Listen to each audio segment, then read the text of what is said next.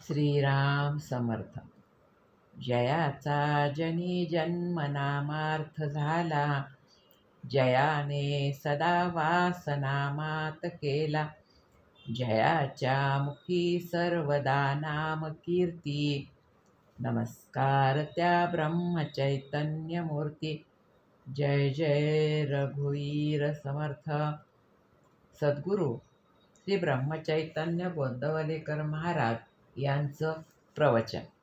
8 April. शंका न ठेवता नाम घ्यावे.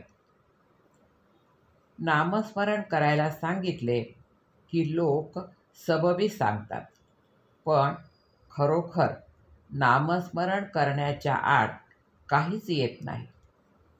काम करीत असताना सुद्धा उगाचच इतर विचार मनात येतातच ना. मग तसेच नामस्मरण करायला कोणती अडचण आहे? उगाच दुसरे विचार करण्यापेक्षा भगवंताचे नाम घ्यावे हे बरे नाही का? वेळ सापडताच तो व्यर्थ गप्पा गोष्टीत न घालविता नामस्मरण करावे, श्रद्धा ठेवून करावे. 2 प्रवासी पायी जात होते. त्यांना भूक लागली. जाताना एक आंबराई लागली. त्यांनी मालकाला विचारले, आंबे घेऊ का?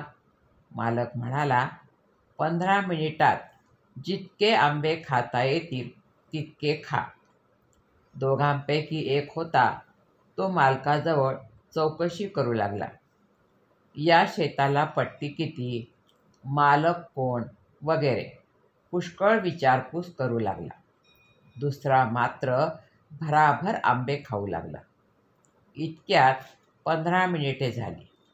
मालकाने सांगितले, वेळ संपली, आता तुम्ही जा. एकाचे पोट भरले, दुसरा मात्र उपाशी राहिला. या गोष्टीवरून घ्यायचे हे की नुसते प्रश्न विचारण्यापेक्षा श्रद्धा ठेवून नाम घेऊन लागावे. नामाचा अर्थ आपल्याला जरी कळला नाही तरी तो भगवंताला कळतो. म्हणून नामाचे महत्त्व कळो वा न कळो नाम घेत राहावे. ध्रुवाने काय केले? नारद वचनावर विश्वास ठेवून नामस्मरण प्रेमाने करू लागला. तो इतर विचारांच्या शंका कुशंकाच्या नादी लागलाच नाही. एक तत्व नाम हेच त्याने धरले.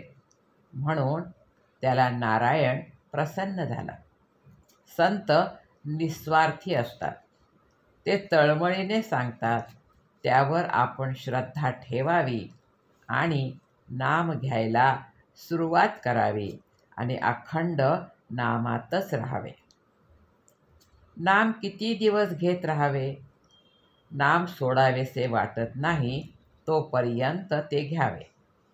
नामात रंगून जाईपर्यंत नाम घ्यावे.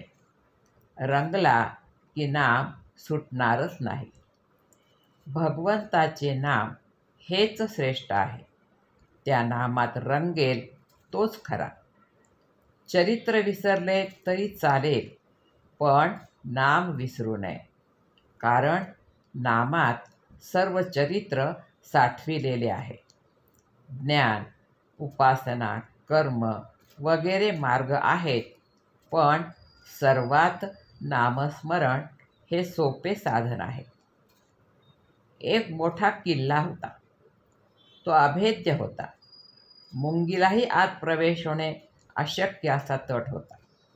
पण त्याला एक मोठा दरवाजा होता. त्याला एक मोठे कुलूप होते. एकाला त्याची किल्ली मिळाली.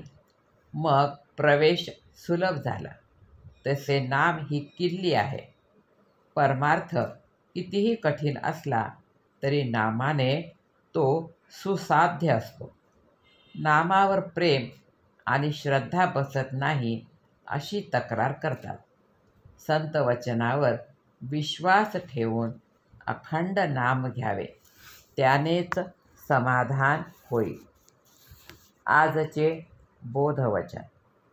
आपण रोज उठल्यावर भगवंताचे स्मरण करण्याचा नियम ठेवावा. स्नान वगैरे गोष्टी झाल्या तर कराव्याच, पण त्या वाचून अडून बसू नये. जानकी जीवन स्मरण. जय जय राम. श्रीराम समर्थ.